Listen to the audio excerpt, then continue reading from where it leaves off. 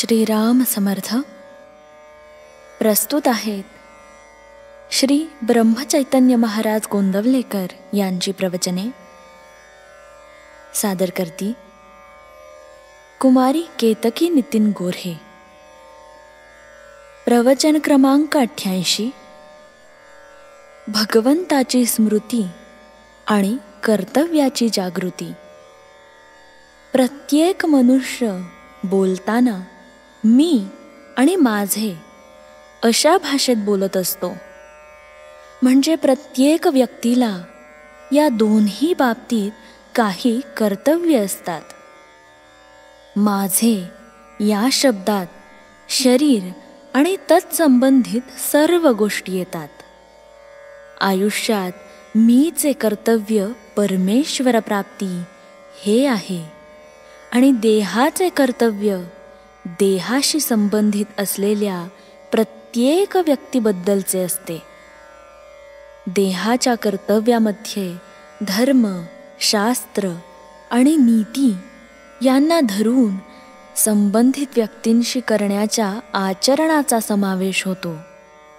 म्हणजेच ज्याच्याशी जसा आपला संबंध असेल त्याप्रमाणे त्याच्या बाबतीत आपले कर्तव्य चोख पार पाडणे. कर्तव्य याचा अर्थ मोबदल्याची अपेक्षा न ठेवता ज्या ज्या बाबतीत जे करणे योग्य असेल ते करणे. मनुष्याने मी आणि देह या दोहोंच्या बाबतीतली कर्तव्ये समान चालीने करीत राहिले पाहिजे. मीचे कर्तव्य करीन पण देहाने कसाही वागीन असे म्हणून चालणार नाही. याचे कारण असे की समजा एखादा मनुष्य नोकरी करत आहे. तो ती नोकरी कशाकरिता करतो याचा विचार केला तर असे दिसते की ती नोकरी करायला दुसरे कुणी नव्हते म्हणून ती नोकरी करत असतो. त्याने नोकरी केली पण मिळणारा पैसा घरात दिला नाही तर त्या नोकरीचा काहीही उपयोग नाही.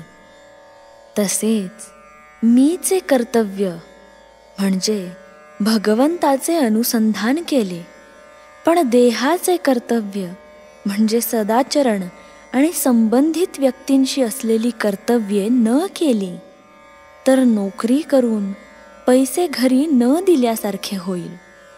म्हणून प्रत्येक व्यक्तीने भगवंताची स्मृती आणि कर्तव्याची जागृती ठेवावी आणि या दृष्टीने आपले कुठे चुकते याचा शोध दर वाढदिवसाच्या निमित्ताने घेऊन प्रत्येकाने आपली उन्नती करून घ्यावी. जेवताना भोवती उदबत्तीचा सुंदर वास आणि तोंडात गोड घास जसा असावा त्याप्रमाणे आपण बाहेर गोड बोलावे आणि आत भगवंताचे गोड नाम घ्यावे. म्हणजेच आपण आत बाहेर गोड असावे. ज्याप्रमाणे एखादा गवई पुष्कळ ताना मारतो पण शेवटी समेवर येतो त्याचप्रमाणे भगवंताजवळ लक्ष ठेवून मग आपण कितीही केले तरी हरकत नाही. समेला विसरून मात्र उपयोग नाही. इथे तबला वाजविणारा भगवंतच आहे म्हणून त्याचा ठेका बरोबर चालतो. ठेक्याप्रमाणे म्हणजे भगवंताच्या ठेक्याला अनुसरून म्हणजेच त्याच्या स्मरणात जो गवई गाईल तो बरोबर मार्गावर राहील आणि शेवटी समेवर येईल. फळाची अपेक्षा सोडून कर्म करणे याचेच नाव कर्तव्य होय. श्रीराम समर्थ.